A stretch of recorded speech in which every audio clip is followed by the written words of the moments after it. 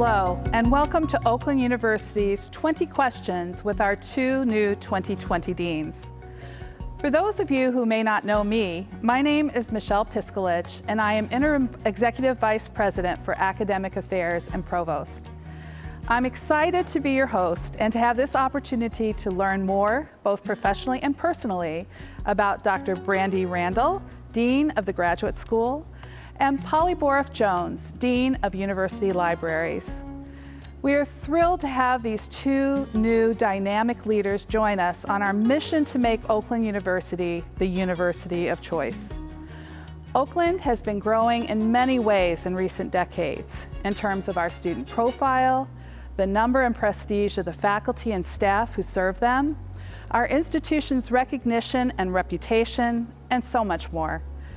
With our new deans, we are in a great position to take the next steps on our journey.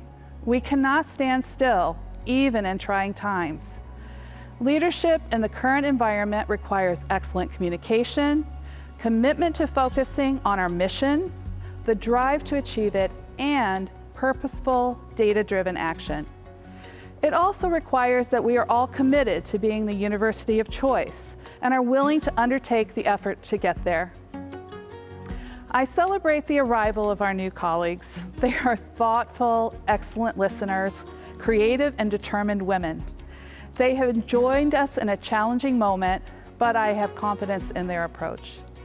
So I hope that you will join me in warmly welcoming our new deans, and that you enjoy this effort to help you get to know them just a little bit. I am pleased to welcome Dr. Brandy Randall, Dean of the Oakland University Graduate School. Prior to coming to Oakland, Dr. Randall served as Associate Dean of the College of Graduate and Interdisciplinary Studies at North Dakota State University, as well as a faculty member in the university's Department of Human Development and Family Sciences. There, she launched an annual 3-minute thesis competition and graduate student showcase, and developed the Graduate Professional Skills Academy. As a faculty member, Dr. Randall served as a major advisor for master's and doctoral students in the Human Development and Family Science Master of Science program, the Development Science PhD program, and the Youth Development Master of Science program. Brandy, thank you for giving us an opportunity today to learn more about you. So, are you ready for this? I am. So, what made you decide you wanted to pursue the dean's position at Oakland University? So I've been familiar with Oakland for about 20 years. I have known people who've worked here, and it has been so clear all along what an excellent institution Oakland University is. And when I started to study more about the institution's recent history and growth trajectory, as well as the excellence of the faculty, it was clear that there were so many opportunities to do amazing things with graduate education. And I knew I wanted to be part of that. Who did you know here? Mary Eberly. Oh, Mary. Mary Lewis. Mary Lewis, yes. Mary, good colleague. So, and it helps to know someone when you arrive, doesn't it? It really does. So, what surprised you about OU so far? I don't know that I would say surprised, but it's just been amazing to see how dedicated everybody is to the students. You know, a lot of people talk about student success, but it's apparent in every conversation that the needs of the students are at the forefront in everybody's minds. Oh, that's great to hear, that external perspective. This area is a little different from Fargo, I'm guessing. What stands out most? You know, there's just so much natural beauty here.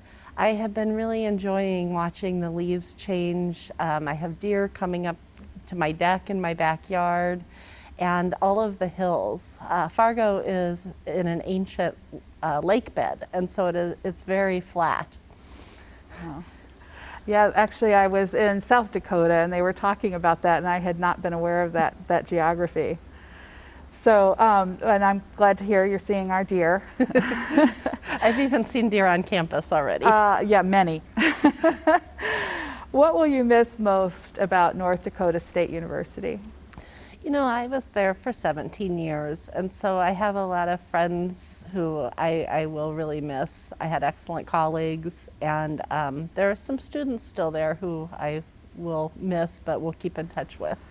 Oh, that's nice. So were you still mentoring graduate students while you were in the associate dean role? I was a part-time faculty member and part-time associate dean. Oh, okay. All right. That's great. Can you tell me what it was like to move and to start a new job in the midst of a pandemic?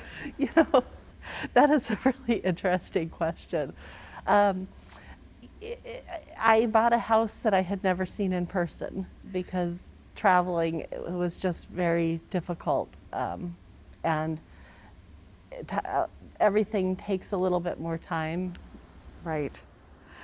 And so what was that experience like as you were trying to make that decision? I would have been in a panic, I think, deciding. You know, I had really great real estate agents that I had spent a day with when I had come to look at houses before, and they had a really good sense of what mattered to me in buying a house. And I did FaceTime tours of houses with them, and so I felt pretty comfortable. Oh, that's great. And you like your neighborhood? I love my neighborhood. It is beautiful. I mean, I already mentioned the deer. There's a nature trail that's a block and a half from my house. And my neighbors are really friendly people. Oh, that's terrific. Well, I recognize that things are pretty hectic right now, but I know you're still trying to move the graduate school initiatives forward. Can you share one or two things that you're talking to your staff about right now? Yeah, sure. So one of the big things that we're working on is launching a 3-minute thesis competition and graduate student showcase here at OU. It's a really great opportunity for graduate students to practice their communication skills, to learn how to communicate with the general audience, and to show off the way that they have been really investing their time in their studies to an external audience. And so we're planning that for the winter semester. Oh, that's nice. So, you invite guests to watch their presentations? We're still figuring out the details of how we're going to do this in the pandemic.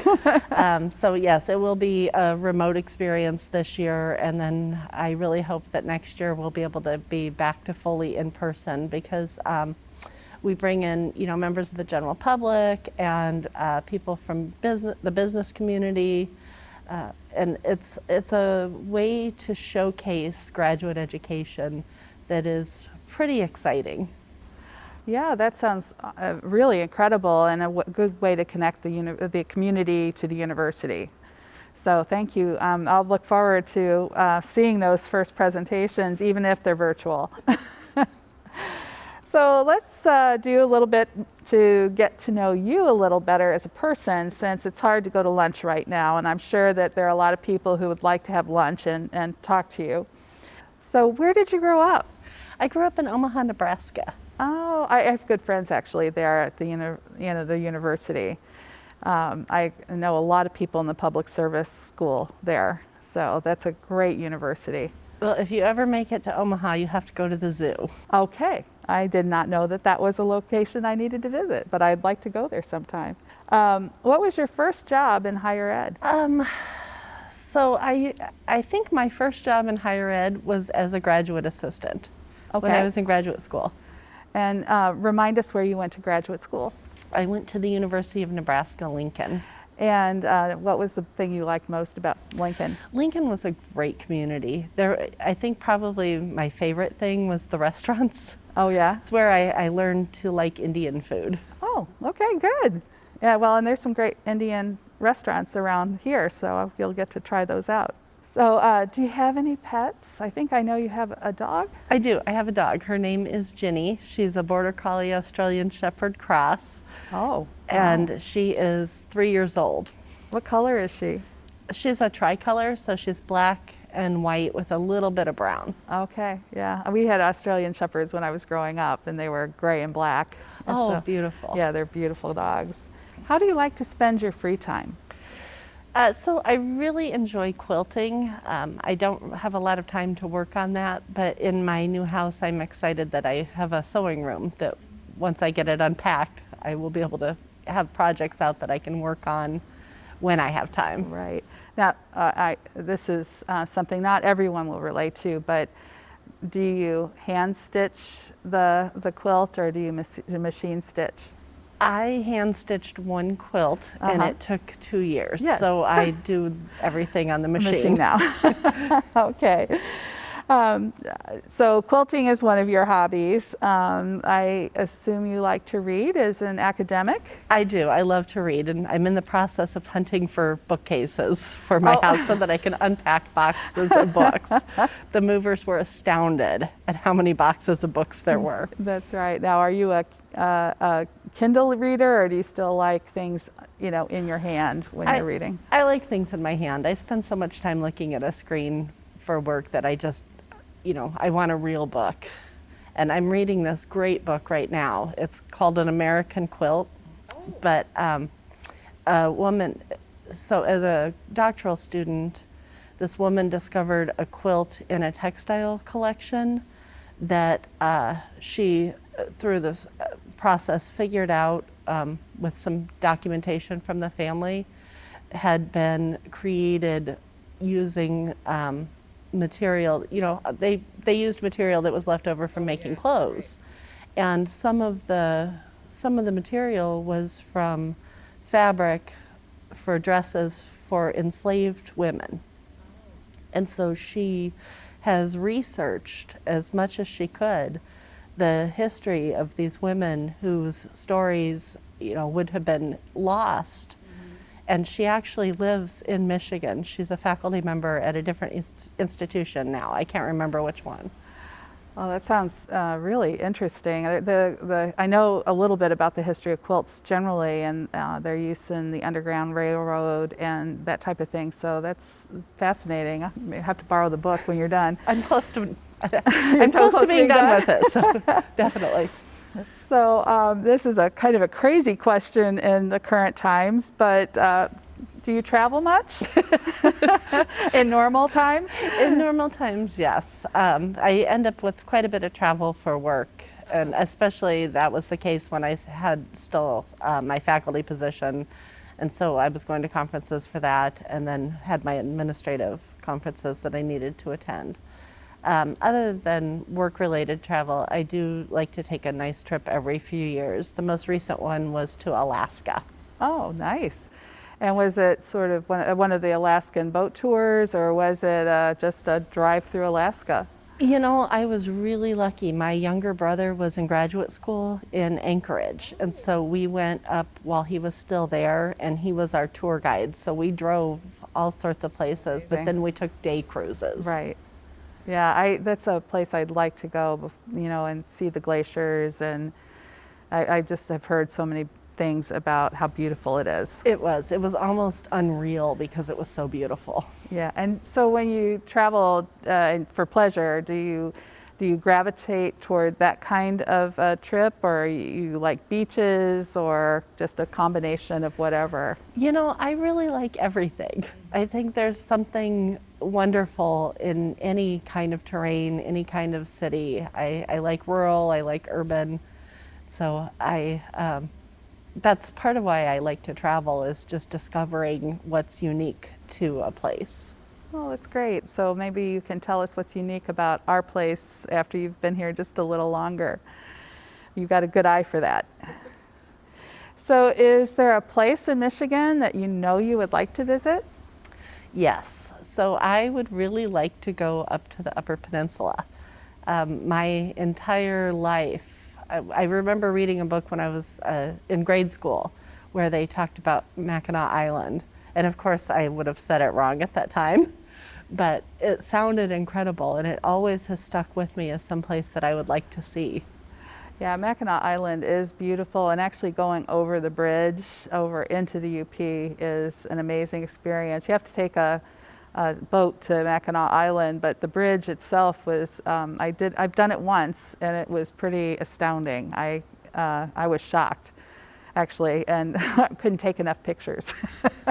Well, we did drive over the bridge when we drove here. Oh, with a moving truck? No, Oh, okay. I had somebody else move the belongings, but we had to hurry to get here. Yes. Because we were meeting the people who had towed one of the vehicles. Oh, okay. And so we just, we didn't have time to stop. We had Yeah. to keep going. And with the pandemic, it's not the same. It's not the same. Yeah. So once everything's back to normal, we'll be taking a trip up there and spending a little bit of time. I can highly recommend it. It's a good choice. What is a perfect day for you?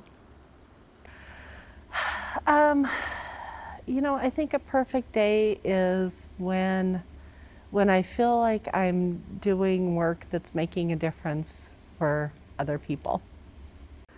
And what kind of work is that? Well, for me, that's graduate education. Good answer. So once we're past the pandemic, what is the first thing you would like to do, either personally or professionally or both? Okay, so I think I'm going to tell you both. So professionally, I would like to have a party for the staff in my office so that we can all meet each other in person. When I've talked to the people in the office about what they normally would do, they have a cycle of, in the fall, they usually have a potluck where they all get together. And of course, we can't do any of that right now. And so I would like to do something special with them and meet them all at once in person. Yeah, that has to be really difficult. It's, I don't even know, difficult's probably not the right word. It's just harder to get to know people than, when you can just sit down or when you're all in the same office all day, every day. Right. Yeah, I miss being able to read people's faces more carefully. It's harder to do, I think, on video. Yes, I agree.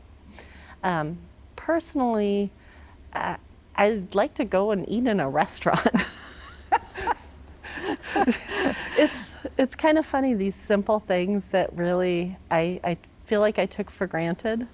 Yeah, I've watched a couple of movies, and every time I see it, it's almost jarring now to see a crowded restaurant or people in a bar, kind of all crowded together or dancing. It just, after so many months of not doing that, it's noticeable now. And normally it would just be background in a film. So is there anything else you would like to say to the OU community? It's your floor. I think really just that I'm so excited to be here. Every meeting I have, people talk about how long they've worked at Oakland University, and that level of dedication, that's there for a reason. And I'm excited to be part of it and to really move graduate education to the next level and to have the graduate school be a hub for students. Well, I have to say, Brandy, that it's been so nice to have you here and see the way you've approached to the beginning of your tenure as the Dean of the Graduate School. So I am very appreciative.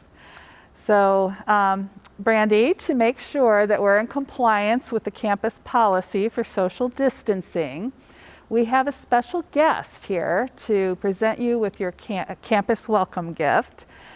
Octagon, will you please come over and present Brandy with her gift?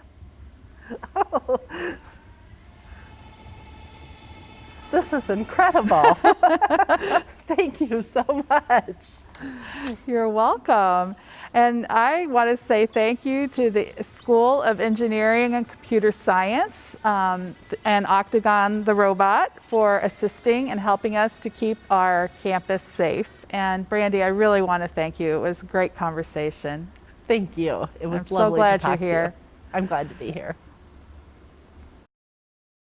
I am now pleased to welcome our Dean of University Libraries, Polly Boruff Jones. She came to Oakland University from Indiana University Kokomo Library, where she served as Dean and was responsible for all aspects of library administration, operations, finance, and strategic planning. Polly also focused on collaborative efforts in pursuit of IU's institutional diversity goals. A goal, as you know, is also a critical importance here at OU. Throughout her career, Polly has engaged in scholarship and shared her work at national, state, and local conferences. Polly, thank you for joining me today for this discussion. So what made you decide you wanted to pursue the dean's position here at Oakland University? Well, first, thank you for having me today. It's great to have this conversation with you. You know, I felt like Oakland University is the perfect size and has the perfect mix of attention and focus on teaching as well as research. It reminds me very much of an institution I spent a good part of my career at several years ago, and I like that atmosphere. Again, that attention to teaching and student success, as well as the focus on research among the faculty. And the location is great. I love the suburban location. The campus is just gorgeous. And I was able to interview here actually in person in late January. And even though it was very snowy and cold, I just really liked the feel of the area, the feel of the campus, the energy on the campus, and all of that together I found very attractive. Yeah, and I think you were one of our last interviews actually, because it was we were heading into COVID at that time. So yeah, we were really glad to have that opportunity to meet you in person. What has surprised you about Oakland University so far? You know, to be honest, I don't think I've been terribly surprised about anything. I feel that I was really well prepared during that interview process. I had the opportunity to ask lots of questions and talk to lots of people. And even before coming here, I started interacting with the staff and the faculty at university libraries. We were all working remotely at that time anyway, so it was very natural to be able to connect with them through Google Meet is usually what we used. And so I started having meetings with people 6 or 8 weeks before I actually started here. And so I felt really well prepared and felt that I had a really good understanding of the campus and the libraries before I arrived. Right. So, and by the time you were arriving, we were starting to think about reopening. So exactly. So you got here in time to help with all that furniture. Yes, absolutely. The planning was well underway before I arrived. And so I was able, once I started on July 1st, I was able to just kind of pick up that leadership and carry us through that reopening process. Well, your faculty did a great job, I think, getting us prepared. So this area is a little different from Kokomo. What stands out most to you? You know, it is very different from Kokomo. Kokomo's a small city, I guess you would say. And the campus is essentially in the middle of neighborhoods, and so it's not a suburban campus as this one is. And so the biggest difference probably is the size, the sort of the focus of the campus, and the focus here, as I mentioned before, is more research oriented in addition to having that student and teaching focus. But to be honest, I did not live in Kokomo. I lived in a county, 2 counties away from Kokomo, in Hamilton County, Indiana, which may not mean anything to you, but I have been saying that Hamilton County is to Indianapolis as Oakland County is to Detroit. So it's very similar to where I was living rather than where I was working. And so I find that interesting. I'm very comfortable here. Oh, well, that's a good thing. It makes it a little easier. So what will you miss then most about Indiana University Kokomo? I'll miss my colleagues, I think is the biggest thing. I hope we're able to keep in touch because I was there for several years, so I made some good professional friendships and relationships, and I actually am continuing to do a little research with some folks there at IU Kokomo still. Yeah, it's the people, you build those bonds, and I think that is always my biggest regret as people move on, is that you lose that day-to-day interaction, not necessarily interaction, but the day-to-day. Can you tell me what it was like moving and starting a new job in the midst of a pandemic? I think it was, to me, it was not as difficult as maybe people think it would be, although I haven't moved my entire household yet. And so, that was probably the biggest difference. I decided to do this sort of piecemeal. The biggest challenge, honestly, was just finding a place to live, because at the time that I was ready to start looking, I couldn't travel to Michigan. That would have been probably in May. So I think it was late May, early June before I was able to come up here, find a hotel room where I could stay for a couple of days and look for a place to live. And so I decided, because of that situation and for other reasons, that I would just live in an apartment initially, rather than trying to buy a house and move the whole household. Now, I know that some people bought houses from afar. Well, and Brandy, we just talked about that with Brandy, a sight unseen other than a video tour. So, but I decided to take kind of a more conservative approach, more cautious approach to that. So I feel like I'm only half moved. That story isn't finished yet. Yes, okay. Well, and in some ways you get to know the area a little bit, and you may find that place that you feel, most comfortable after being here for a while. Yeah. So and that's what I've been trying to do, is just kind of drive around a little bit and see what's what and what's where. Right. And what's your kind of timeline maybe for moving your household? How difficult is that? Well, that's a good question. I was hoping, maybe I should say that, next spring. But I may need to lengthen that timeline. We'll just kind of need to see what's going to happen with the pandemic and things like that. Right. Yeah. Well, we'll wish you luck as Thank you you. embark on that journey. I recognize that things are pretty crazy right now, but I know you're still trying to move forward with library initiatives. So I was wondering if you could share one or two things that you've been talking to your staff and advisory board about. Sure. Right now we're working on some short-term goals for the library, and those are 1 to 2 year goals.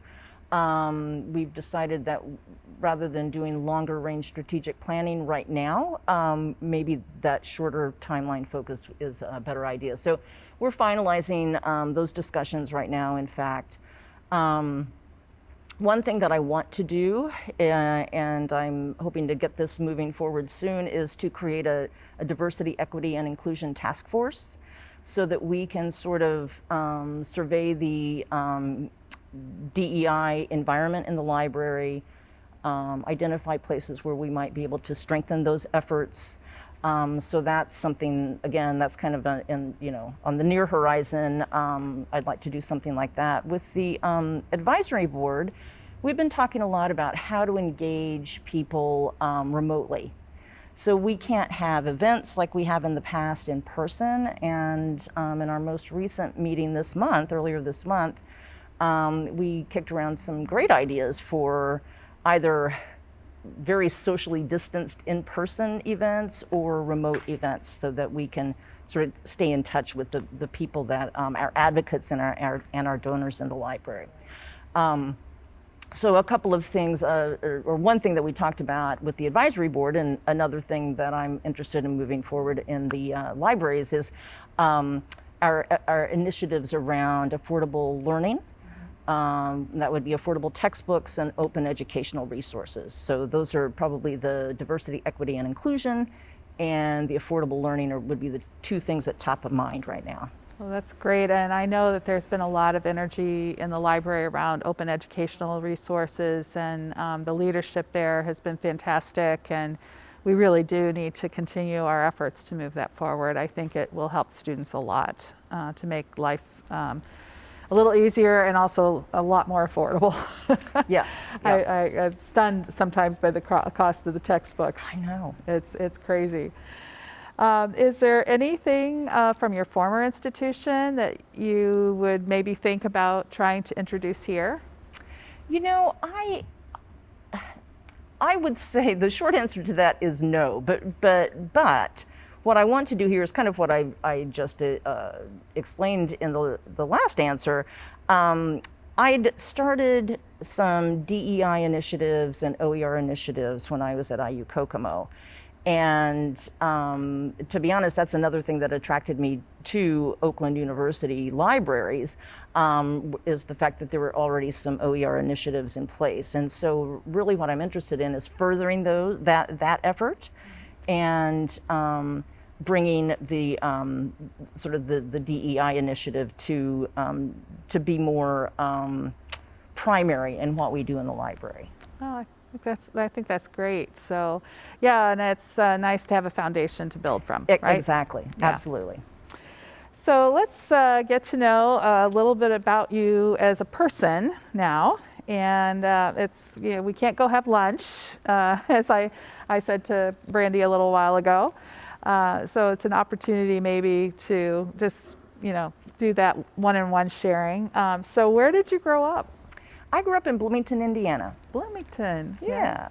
Beautiful little town. It is. I've been there on the square.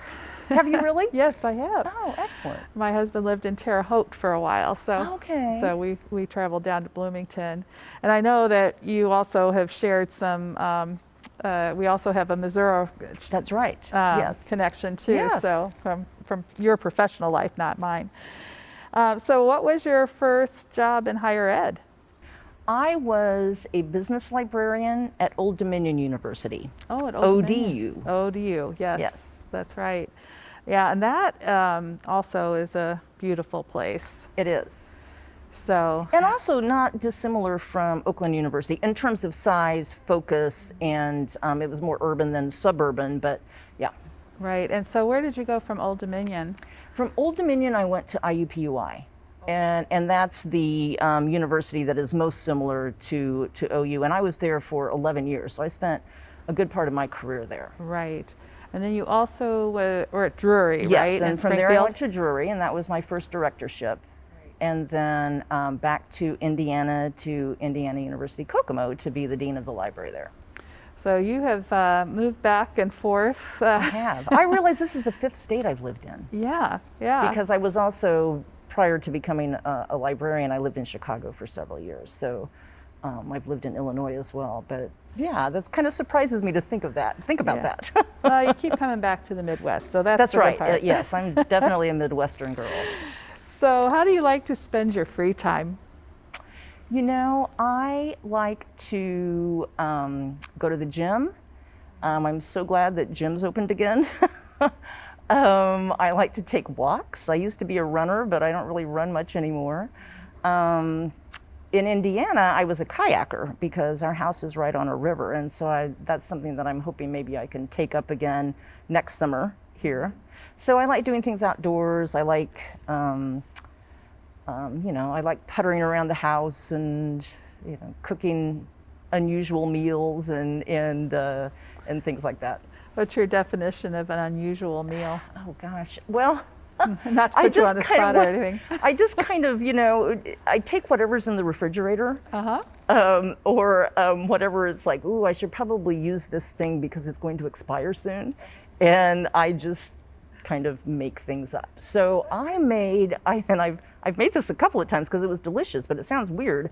I had some smoked salmon that I needed to use, and it was pizza night. I really had pizza in my head, and I had some fresh dill, so I made a dill salmon, goat cheese, red onion pizza. Wow. It was delicious, but it sounds kind of weird, right? Yeah, I mean, it wouldn't be anybody's first thought, but it does sound good. But it was like the stuff in the refrigerator that I really needed to use. Well, it's like that show Chopped. You could go and open up a basket. Right, yeah. So, do you have a love for reading? I would assume you do I as a do. library dean. I do, and I don't read as much as I'd like to be honest. That's something that I'd like to spend more time just, relaxing and reading, but there's always seems like there's so much to do. But I'm always reading something, 1 or 2 books at a time. So yeah, so I love to read. What are you reading right now? I'm reading the series about an attorney in Tudor England. Oh, wow. Who kind of solves mysteries while dealing with the religious turmoil of during the reign of Henry VIII. Wow. So it's kind of mixed, it's sort of historical fiction. It's written by an historian. And so it's pretty much historically accurate with some, liberties taken, of course. Right. But I like a wide range of fiction and nonfiction, and I sort of get in a mood for something, and so this is the seventh book in this series that I'm reading right now. I tend to do that too. I pick a series and I read it from beginning to end. So, yeah, and it's total escapism if I can. Yeah. So, Kindle or actual having a paper book in your hand. I have a Nook. A Nook. That okay, must be I apologize. 15 years old. At least. That says a lot for that Nook. Yeah, I know. That's about the only thing I can do with it is read a book on it. But and I'll use physical books as well. But I really started getting into the e-books during the pandemic because I just couldn't go to the library. So 6 of one, half a dozen of the other. Well, that's I've been reading a lot on I have a Kindle, so we can duke it out. So, have you traveled much? It's kind of a weird question to ask right now, but... Yeah, I have. I love to travel, and often my travels are for conferences, but occasionally I manage to take a pleasure trip, or I turn the end of a conference into some personal time and do a little personal travel. So, both within the States and overseas a little bit. So, yeah, I love to travel. I really miss that. Yeah, what is the most interesting place that you've been outside the United States? I went to Greece last August, and I just loved it. Yeah. And I said to my sister, who was traveling with me, why doesn't everybody live in Greece? Because it was just lovely. Oh, yeah, I haven't been there. My mother-in-law went, and the pictures she took were just fabulous. So, when you can travel in the United States, do you have a kind of a location that you prefer, like beach versus mountains versus, a big city? I'm not a big beach person. I lived in Norfolk, Virginia, so I was, very close to the ocean there, and maybe I got all my beach time in that way, or during those years. But I really prefer the mountains, and I like traveling. I like the Blue Ridge Mountains, for example. I love that area. Big cities are okay for a couple of days, but if I'm vacationing and I want to relax, I just kind of want some place with peace and quiet. Not type A. Right, yes, exactly. So if you could go anywhere in the world, where would you go? Yeah, Greece keeps coming to mind, but I know there are other places that I'd like to see. My sister and I actually were supposed to go to South Africa. Oh, yeah. This year, and so that's been postponed. It probably will be postponed again. Yeah. So I'm really anxious to get there. I mean, it's a huge country, and so we have this, pretty active itinerary plan. Right. So I'm looking forward to that trip if one day we get to take it. Yeah, that would be a fascinating place to go. I agree. So, is there a place in Michigan that you would like to visit? I'd like to get to know Detroit. Okay. I drive through there on my way to Indiana and back, but I haven't really taken the time to check out the city. Right. So I'd really like to start doing that on weekends, maybe find some museums to attend. And things like that. So I know there's a lot there that I could take advantage of. Oh, absolutely. There's some great places in Detroit. So, and there are a lot of people here that will help you find those great places too. Great point. Thank you. Yeah. I'll give you that insider's look. So once we're past the pandemic, what's the very first thing you would like to do, either professionally or personally, or both? Well, I think professionally, I'd really like to go to a conference. I miss that sort of interaction and networking and the great things that I learn when I go to conferences. But personally, I would just like to go out to dinner with my husband. I haven't been to a restaurant since March, February. And that would just be nice. Yeah, those small things that we have to remember now, and it's such a normal thing in our lives, right? Yeah, exactly. So, what for you is a perfect day? It's a day when I can do whatever I want, whenever I want. So much of my life is very scheduled, as I'm sure yours is. Yeah. And so those days when I can get some things done, not just hang around the house, but actually get some things done, but not be under those time constraints pressures, that I yeah. so often am in my professional life. You can actually focus on something for more than the 15 minutes you might have between meetings. Yes, exactly. I know exactly what you mean. So is there anything else that you would like to say to the OU community? Well, just that I'm very happy to be here, and I'm looking forward to, I know I haven't, I'm not experiencing the full, Oakland University vibe, I guess. And so I'm looking forward to when things are a little bit back to normal and we have more activity on campus. Not that we have pretty good activity in the library right now, Right. and that's another thing I would say, please come into the library. We are open, but if you're not comfortable doing that or you're not able to do that, so much of what we have and do, collections and services, et cetera, you can find us online as well. So really, I just want to say I'm happy to be here, and come and see us in the library, either in person or virtually. Well, we are so happy to have you here, Polly. And to make sure that we are in compliance with our campus policy of social distancing, we have a guest here to present you with a campus welcome gift. Octagon, will you please present Polly with her gift? This is awesome.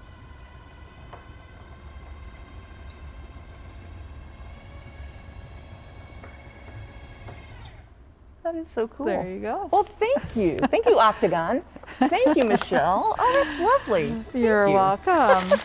Thank you again to the School of Engineering and Computer Science and our robot Octagon for assisting with our little gift presentation. As you can now see, Oakland University's graduate school and libraries have a promising and exciting future ahead of them.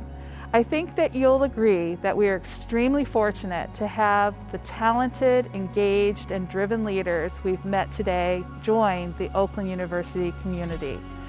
If you haven't already, I encourage you to introduce yourself to Brandy and Polly and extend to them a very warm OU welcome to our campus. Working together and supporting each other, I know there is no limit to what our university can accomplish. I would like to thank the Academic Affairs Events and Video Services teams for making this virtual event possible. Thank you, Polly, and thank you to everyone else watching this video, and have a great rest of your day.